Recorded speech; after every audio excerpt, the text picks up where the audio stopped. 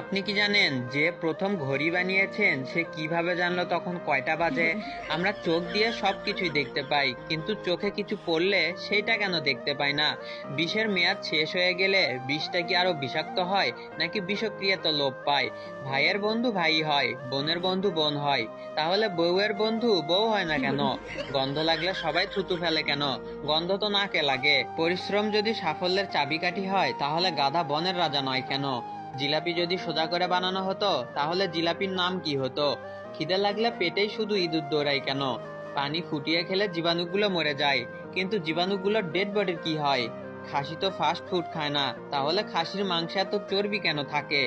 মশা নিজের ঝুঁকি নিয়ে আমাদের রক্ত খেতে আসে, কিন্তু কোনো ঝুঁকি ছাড়া মাংসের দোকানে পড়ে থাকা রক্ত খায় না কেন? যাদের মেমোরি লস হয় তারা সব ভুলে যায়, কিন্তু নিজের ভাষা মনে রাখে কিভাবে? আসলে কি ভাই, এগুলো তো আমিও জানি না। যদি আপনারা জেনে থাকেন তাহলে একটু কমেন্ট বক্সে লিখে আমাকে বলে যাবেন। Bye bye, tata, take care of, আল্লাহ হাফেজ।